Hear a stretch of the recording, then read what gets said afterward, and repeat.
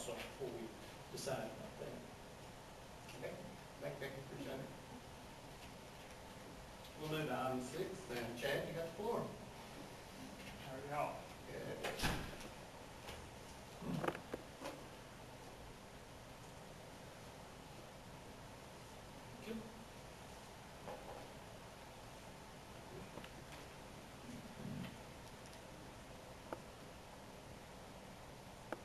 My name's Chad Turner, and I'm here to introduce Mr. Chuck Woodson with Arkansas Game and Fish.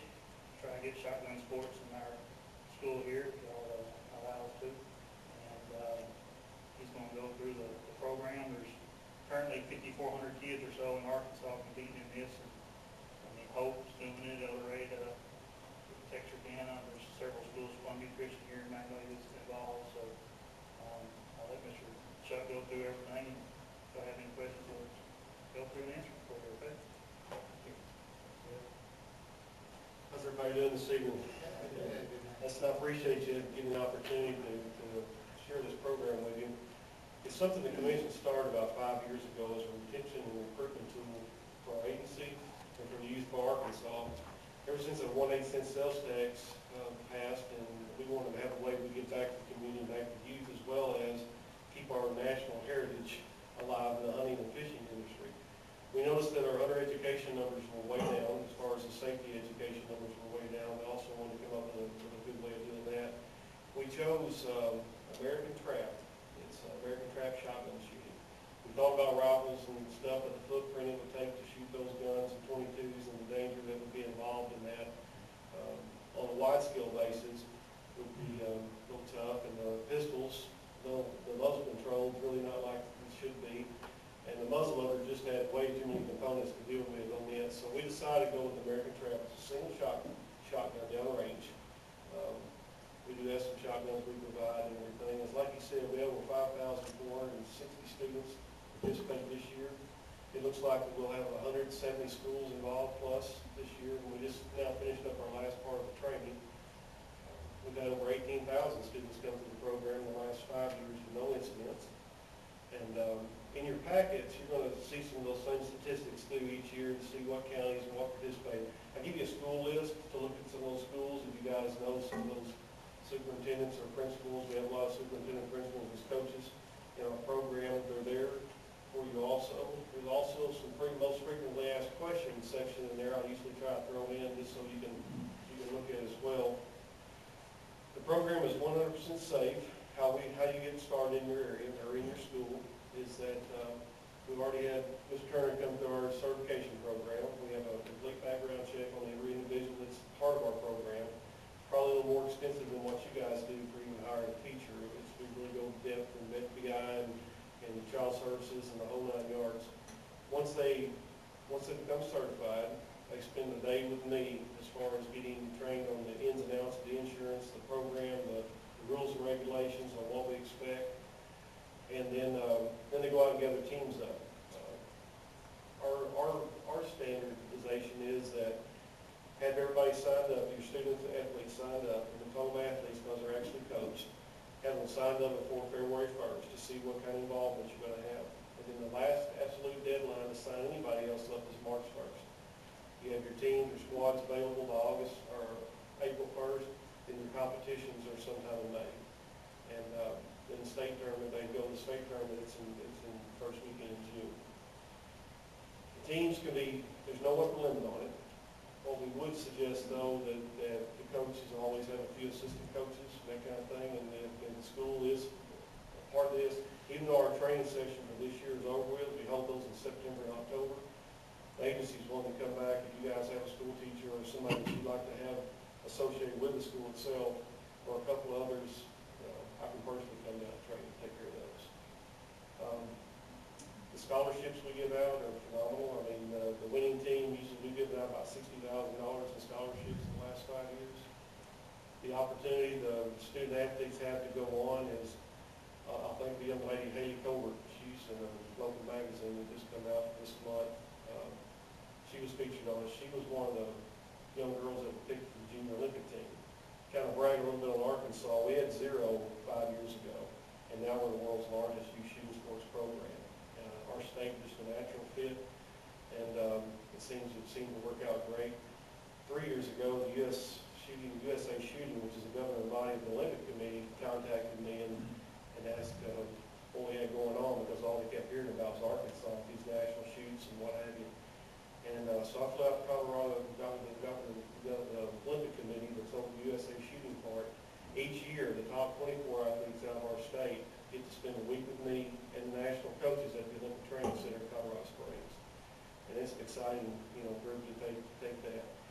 Last year, this past spring, the USA Shooting picked your Olympic team. What happens is every year, from the age of 13 to the age of 21, they pick 10 high school, 10 students from that age group all across the nation.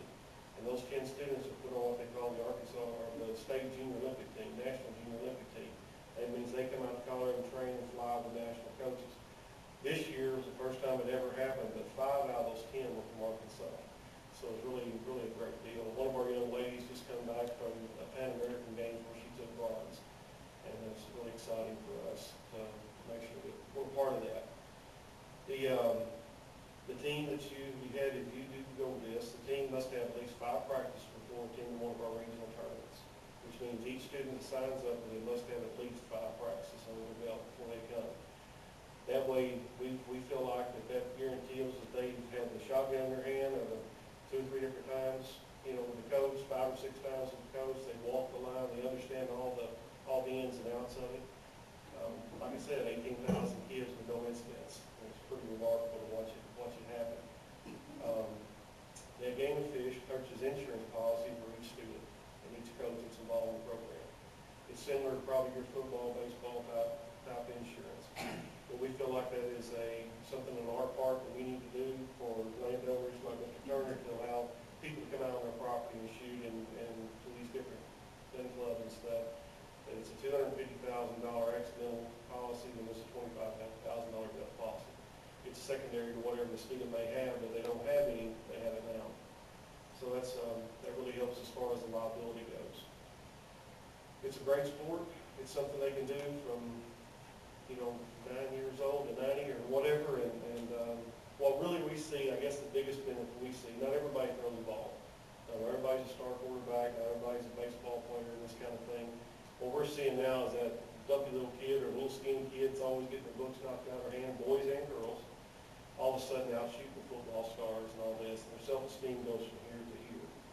It is an athletic sport. Some schools have state championship rings. I know Huntsville's won several state championships. The Harrisburg Hornets, they've taken on 2 national championships so far in the last 5 years. And one of their athletes shot a perfect 300 out of 300 to be the actual national champion of champions. So Arkansas is definitely making a mark on the world, and I'd say the 170 plus schools involved, with City Panthers involved in it as well. If you guys ever have an opportunity to come to the tournaments, it is a huge tailgate party. You're looking at 3,000 and 4,000 kids and parents, included on the weekend, and their tailgates and their school colors and their banners and flags and everything is getting more and more popular. We realized when we started this, we thought we would go really the Boy Scout groups, 4-H groups, that kind of group. We did all stuff that went into school pride. And the 4-H groups and the Boy Scout group are starting to leave theirs and go get the schools in that area and taking up the school pride because of the tailgating and that kind of thing. It's just a lot of fun, a lot of safe parents involved in it. They're just huge thrill involved. So. What's your average class size? Actually, we have one school, Greenwood Bulldogs. I think they have like 160 students. Most of them are anywhere from 20 to 40 schools. 20 to 40 athletes per school. They may start out with 60 or 70, but once the coach tells them what the discipline is, and the parents must attend the very first meeting with them and that kind of thing, you kind of cut it back to about a solid group of 40, 30 to 40. And male and female? Male and female, yes sir. I'll have 5,460 over 1,000 girls. So that's really, for our agency, that's huge recruitment and retention there. Of course, we want to buy a license when they're 18 years old or 20 years old, continue shooting. And that's kind of the cool thing that we hear on the side of it is grandparents and mom and dads, our age or even older, that man, think my child or my grandchild would ever want to do without hunting or shooting. But now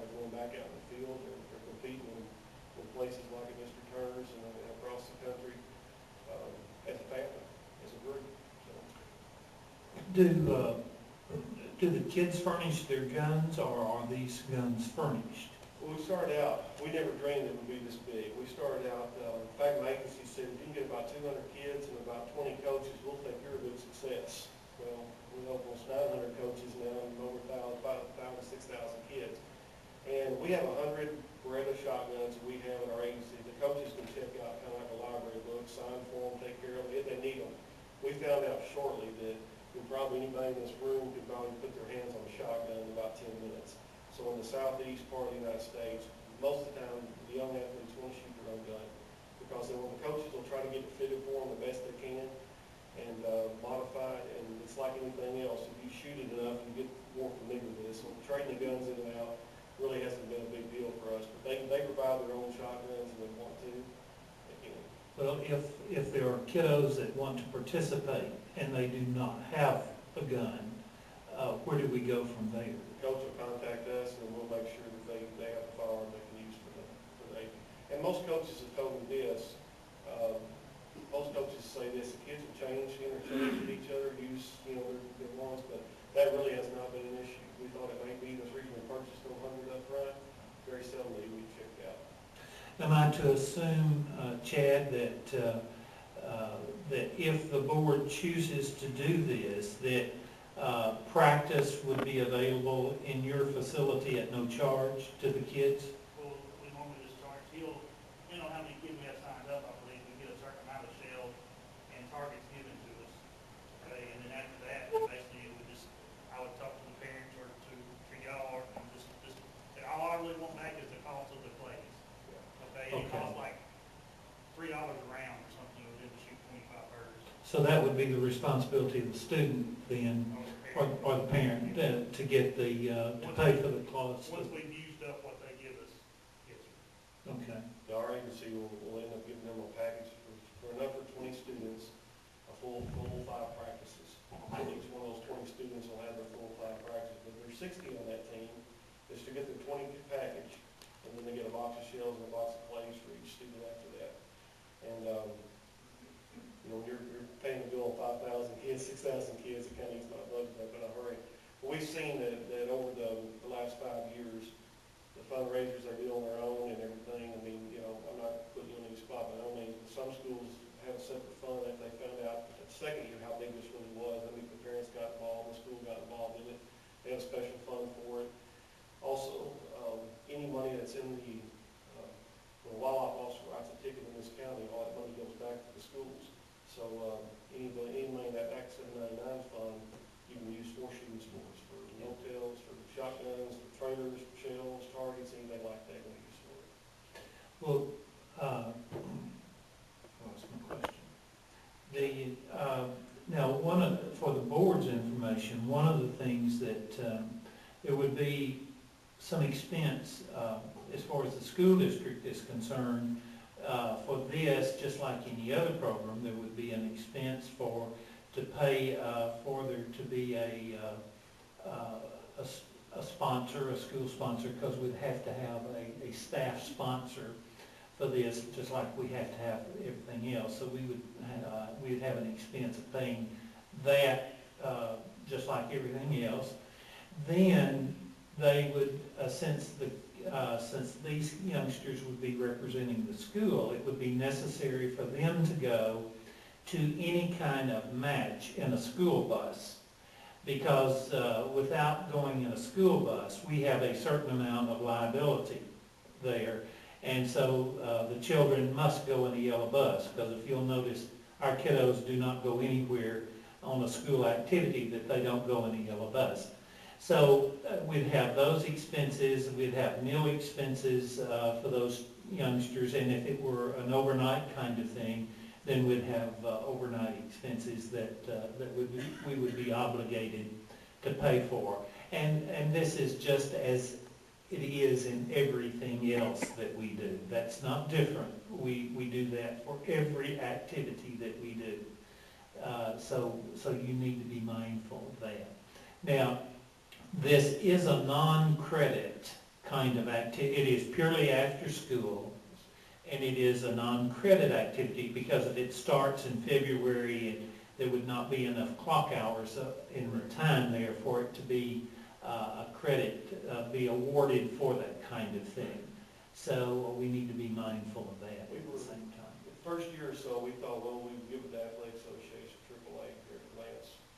Hunter and I sit down and talked about it several times. He said, first year, he said, we'll do like we do wrestling. You come back to 40 schools interested, we'll look you up. We had 53 the second year, and then, and he got to looking really quick, and I did too, that our program starts from 6th to 8th grade, 9th through 12th grade. So 6th to 8th is the junior division, 9th through 12th is the senior division, where the AAA is in 7th grade on. And then we have national championships when they don't. And we have state tournaments for juniors as well as we do seniors, and scholarships and the monies and that kind of thing. So just to be a part of it, AAA is one of our biggest supporters. I mean, they're all about it. They've helped me promote. They've asked me to go speak to schools because they hear about this shotgun thing going on in the high school. So they're one of our biggest supporters. We just elected not to partner with them because of those reasons. Plus, our agency wants to give back to you, so the tournament is free. All the shells that are required for the tournament are not budget. It comes out of the agency budget. The shotgun play targets, the whole 9 yards, so there's no gate fees, there's no any of that kind of stuff. No registration fees? No, sir, nothing. That's our part of our agency wants to give back, and it's caught on. It's really Where are the tournaments located and how many of them are there? Okay, we have 4 regions. You guys will be in the south region, and it's slipping around what the calendar day are for this year, but May 18th, 19th. We start the last weekend in April, run all the way through May except for Memorial Day with 4 regional tournaments. And all the tournaments have to be there because it's the only facility in the state of Arkansas that has a facility large enough to handle it. So we run all the regions there, and the top 16 squads come back to compete in the state tournament. We call it the big dance, like the NCAA basketball. It's the top 64 teams, and we have a head-to-head competition bracket style, and that determines our winner. But all of them are alumni of Arkansas, so we need to win blood. So it's one weekend, Yes. and then if you go on, you go to another round. Right. But there's nothing outside the state, is there, or No, is sir. there? No, sir. If they happen to win, if they want to, if the school wants to take a few of those, now if they win the state championship, our agency, our foundation, tries to help them get to the nationals. Like Harrisburg and Huntsville and some of those other teams that did really well in our state championship, our foundation gave them a couple $1,000 to travel on to Sparta, Illinois, is where the national tournaments are held at, to represent Arkansas, represent our agency and plus the school. And up to 5 years ago, there was no representation there. Now we're taking home national champions and ships and all that. If some of the individuals want to compete in that, that's all on their own. This is the last little bit of the frontier that we have in the agency. With El Dorado picking up and Hope, of course, we're trying to get more in the southeast corner. We have like 68 counties covered, and the ones that are not covered all come from this area. So you would be helping us launch a pretty good campaign for this in the southeast to do. It's just been a great thing for the agency and for the.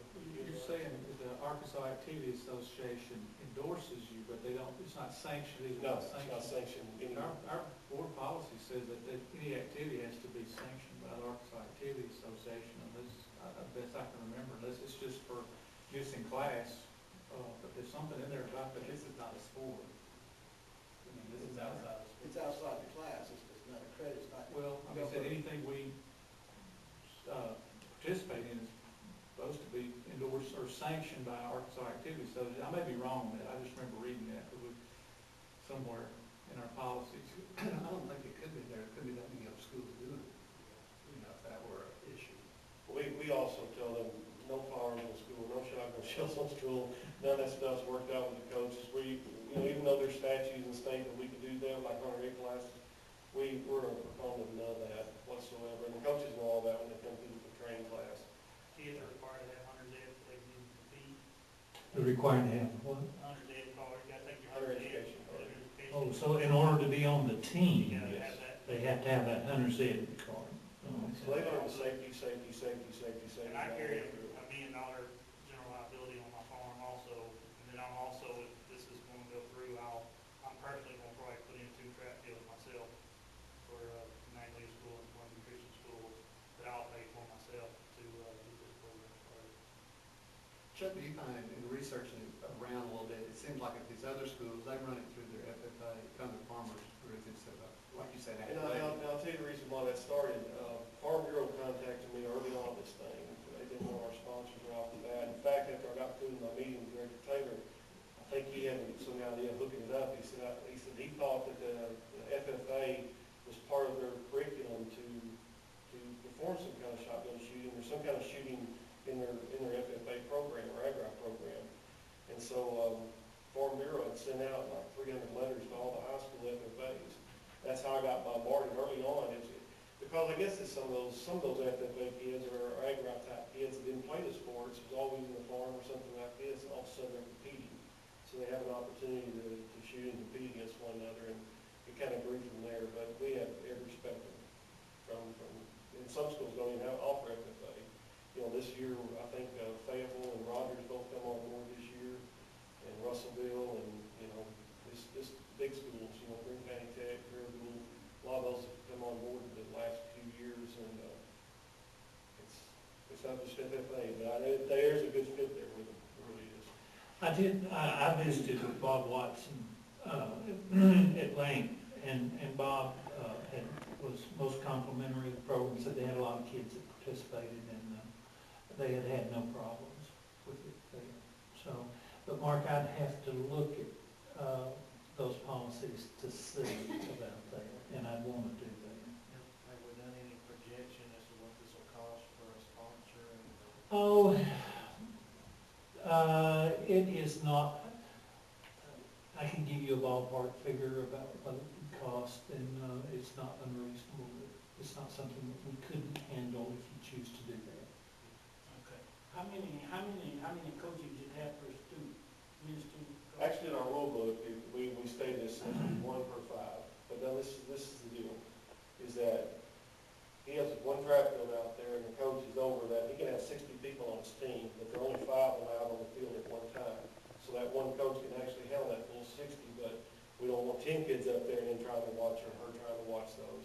So, and you can also tell your staff too, your faculty, that the day they spend with me, they get 6 hours of professional credit, professional development hours, which helps. Anytime they come to a statewide meeting or anything like that, they also get those hours too. And there's some other special schools and classes they can go to attend that. I know they're always looking for new ideas on professional development hours. And Mark, Arkansas Activity Association, that's on women's school that's competing against each other. I think all these schools would be a member of the Arkansas Activity Association. Yeah, they would. But we also have, most schools run this as an after-school program, after-school club program. We also have 4-H and Boy Scouts that still compete against the same schools and that kind of thing. I know we're starting to get into collegiate shooting now. We have a couple of groups, a couple of universities that went to San Antonio to collegiate shooting.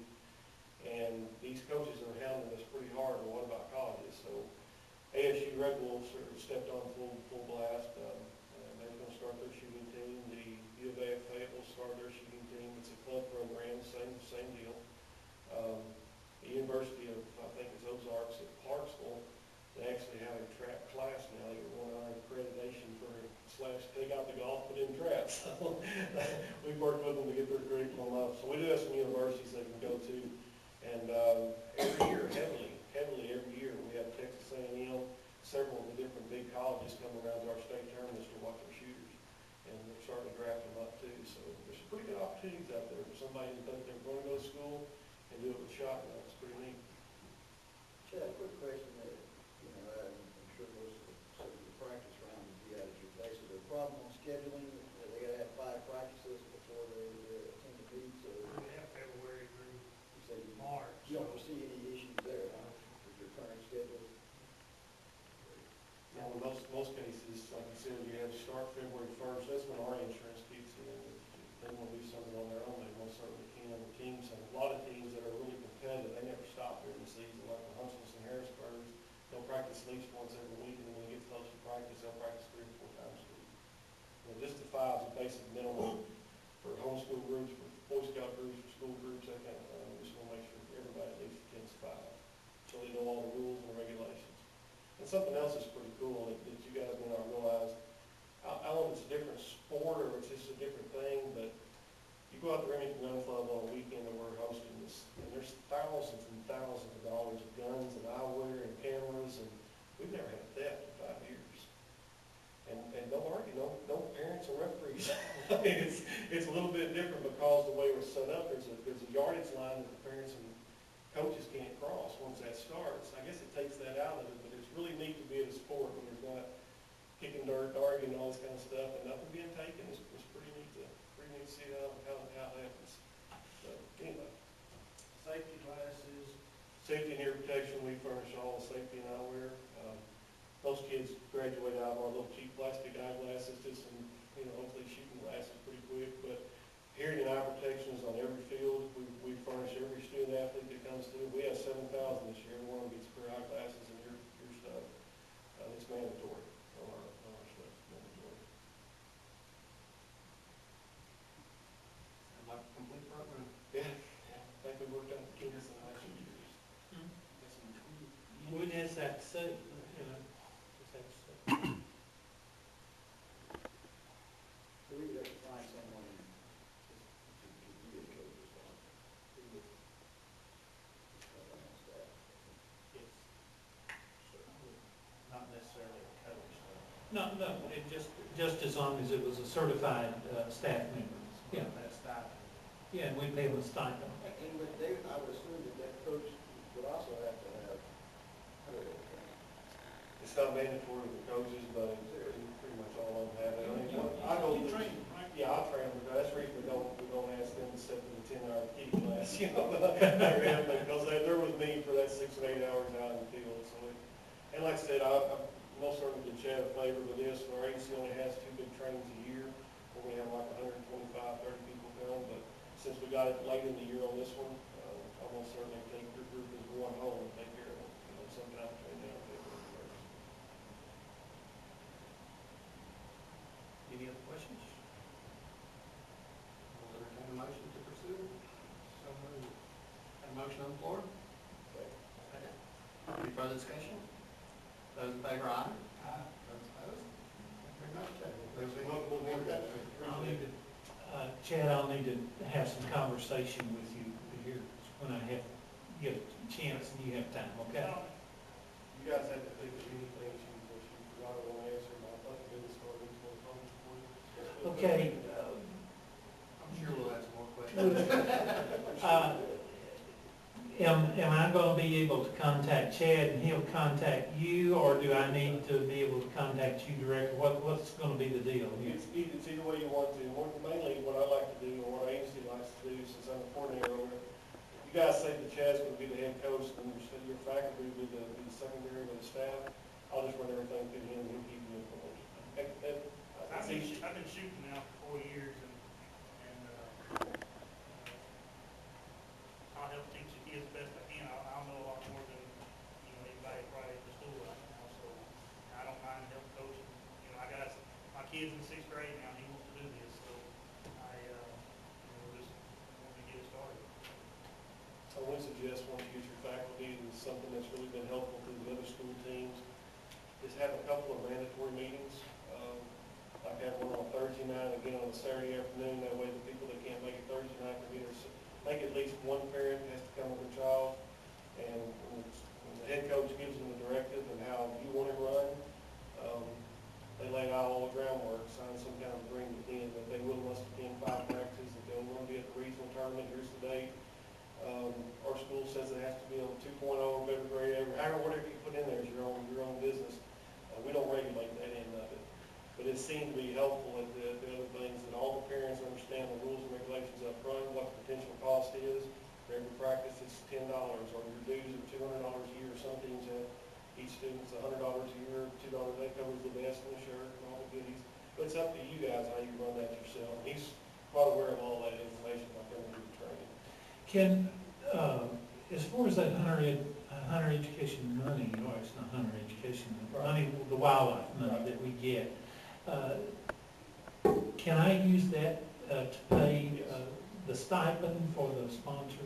Yeah. Anything to do with this program, Okay. any aspect of this program whatsoever. We don't have any left now, until you get us some more, so somebody needs to go write some tickets. The Clay County bunch, I'll just give you a quick number. I went to Corning and picked up the course record and tickets all in Clay County. Well, I used Corning's, I told the picket bunch, the Corning ticket school board, Corning's doing it. Well, they jumped on really quick, and then the record found out about they never touched any of that money. And sitting in the 404 was like $80,000 for all those years. And so they split those up. Of course, the Corning guys show up in brand new trailers and shotguns and all that kind of stuff, so good looking, Tim. We use that, we've been using ours for the hooked on fishing program that we have over in the junior high school, and buying materials for that program. We're gonna be mad at us. Yeah, they probably. Thanks a lot. Thank you very much. Appreciate it. Okay, we'll move to item 7,